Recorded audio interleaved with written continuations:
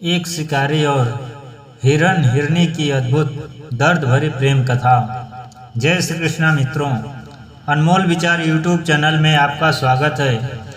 कहते हैं कि जब तक मनुष्य के जीवन में किसी गुरु या किसी संत महात्मा का साथ नहीं मिलता है तब तक मनुष्य का मन अकेले गलत भावनाओं में, गलत विचारों में भटकता रहता है।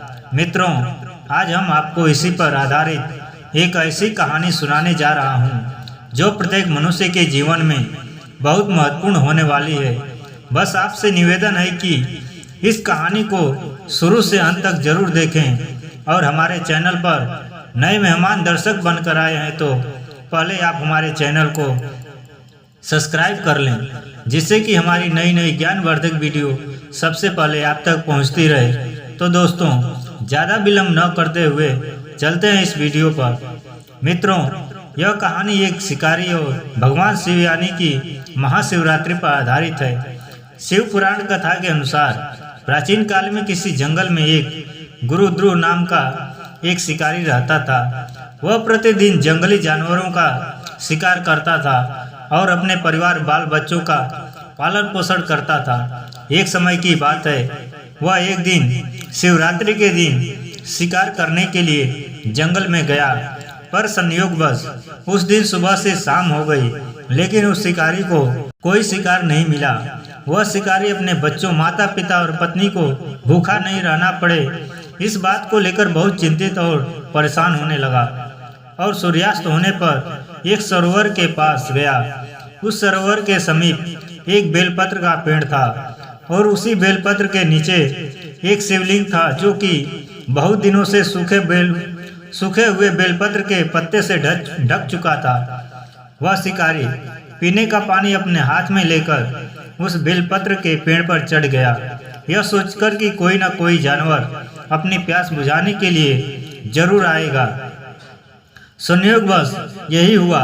रात का पहला पहर बीतने से पहले वहां एक हिरनी पानी पीने के लिए आई। तब शिकारी ने पेड़ पर से देखा तो वह शिकारी अपने धनुष पर बाण साधने की कोशिश कर रहा था।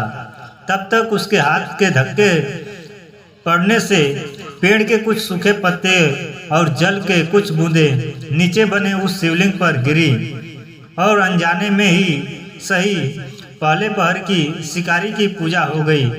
और जब हिरनी ने पत्तों की खड़खड़ाहट की आवाज़ सुनी तो ऊपर की ओर देखने लगी और शिकारी से कांपते हुए आवाज में बोली, मुझे मत मारो।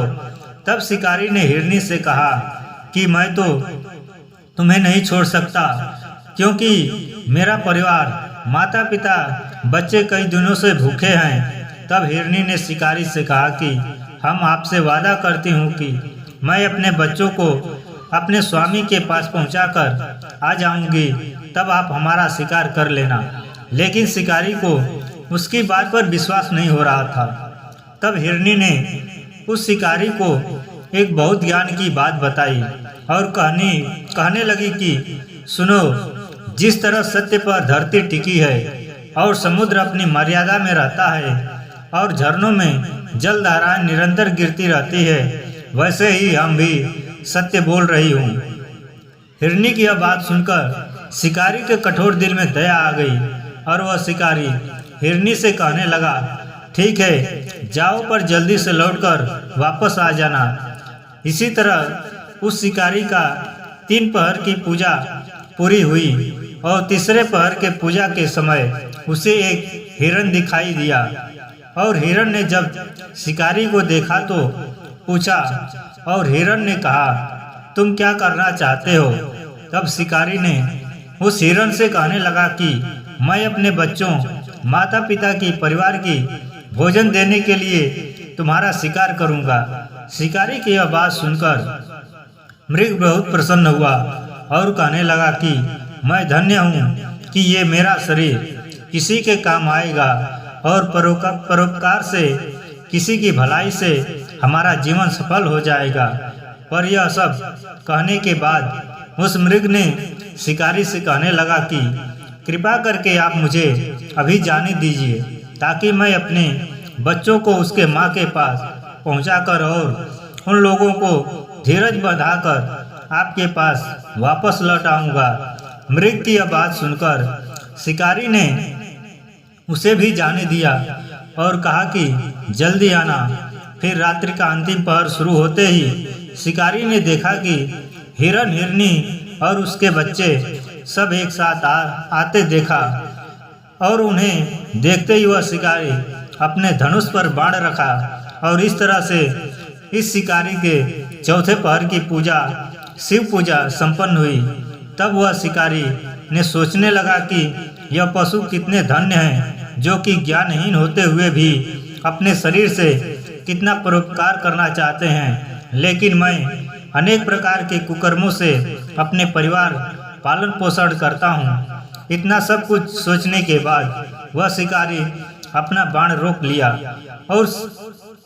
और उस शिकारी के ऐसा करने से भगवान शिव उसके ऊपर बहुत खुश हुए और उसका नाम गुह रखा, जो रामायण में भगवान राम के मित्र हुए थे।